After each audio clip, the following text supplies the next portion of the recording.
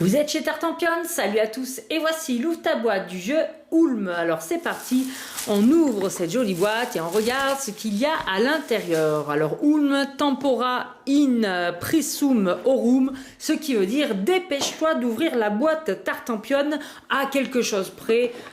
C'est du latin, donc vous avez bien évidemment tous compris. Au moment où je faisais mes petites blagounettes habituelles, hilarantes, mais bon, qui n'avancent pas bien sur la présentation du matériel, j'ai déplié devant vous le grand plateau qui ne rentre pas dans mon cadre, avec une merveilleuse et classique piste de score qui circule tout au long du plateau et qui remonte jusqu'à un possible 49. On est dans la ville de Ulm, donc on a une rivière qui passe à côté avec plein de petits plus, mais aussi plein de petits moins. Je ne sais pas pourquoi, mais il faudra être du bon côté du pont. Et on a différents lieux avec des écussons. Je pense qu'au cœur de la ville ancienne, il faudra installer notre cathédrale. Et là-haut, on a un petit quadrillage et des icônes d'à peu près partout. Donc voilà pour le plateau qui est très épais. Et puis surtout, regardez, je vais vous le replier, il y a écrit Ulm derrière, mais on dirait presque qu'il est en cuir. C'est pas vraiment du cuir, mais l'imitation en image est quand même plutôt bien faite. On a l'impression qu'on va toucher du cuir. Ensuite, on tombe sur la règle du jeu qui est en allemand, en anglais et je vous le donne en mille en français. Le matériel, le but du jeu, l'installation sur le plateau, le déroulement en quelques pages seulement, pas tout à fait, vous allez voir, il risque bien d'avoir 2-3 petites choses en plus. Allez, on a une première planche en carton très épais. Est-ce que c'est le fameux 4 mm? Je suis pas hyper experte, mais à mon avis, on n'en est pas loin. Et on a différents jetons. Donc ici, c'est des jetons qui nous disent certainement de piocher des cartes. Alors, est-ce que je vois le nom des jetons sur mon aide, sur ma règle du jeu? Bon, alors je vois pas à quoi ça correspond parce qu'il n'y a pas le bon nom. En tout cas, on repère les icônes. Ici, on a des pièces. Ici, on a des seaux. Voilà, ici, on a des petits bateaux. Et ici, on a, je pense, la place pour construire notre cathédrale. Justement, en parlant de cathédrale, la voici. Elle est ici et il va falloir l'assembler. On a ici des petites tuiles oiseaux. Alors, comment elle s'appelle? Moineaux, voilà. Ah là là, je dis une bêtise. Les moineaux d'Ulm. Ici, on a plein de tuiles avec des jetons, des actions supplémentaires. Allez, je vous le donne en 1000. Si je donne 2 pièces, oh, je perds 5 points de victoire. Bah dis donc, c'est pas cool là. Moi, j'aime pas ces points négatifs. Qu'est-ce que c'est que ce jeu? On va avoir des points négatifs. Hop, hop, hop.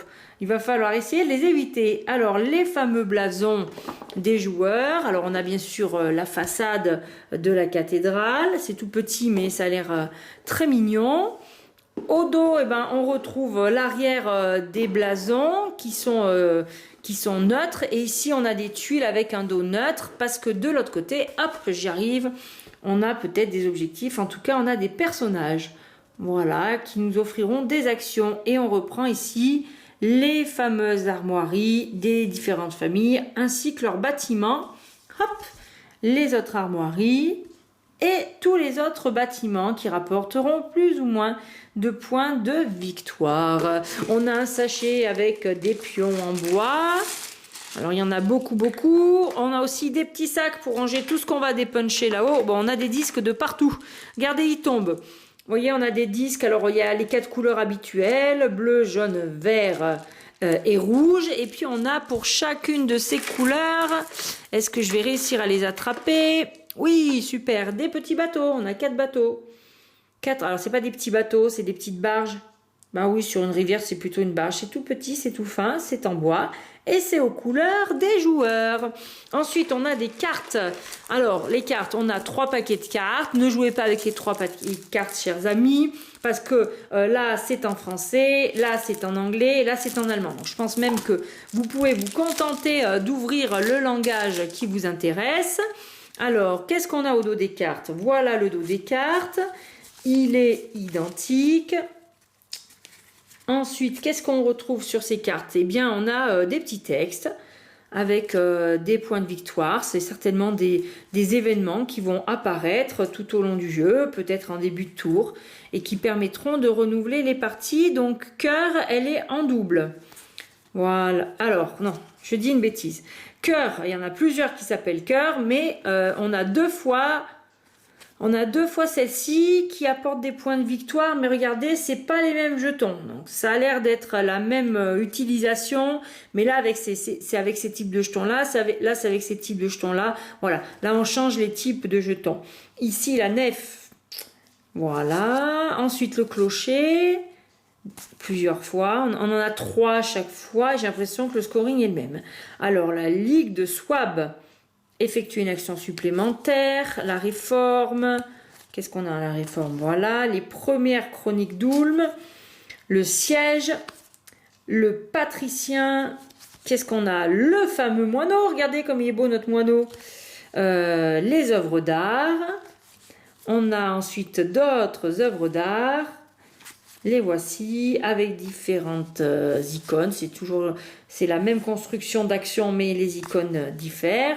Les biens commerciaux avec les différentes icônes. Vous voyez, on pourra avoir selon les tonneaux plus ou moins un point de victoire.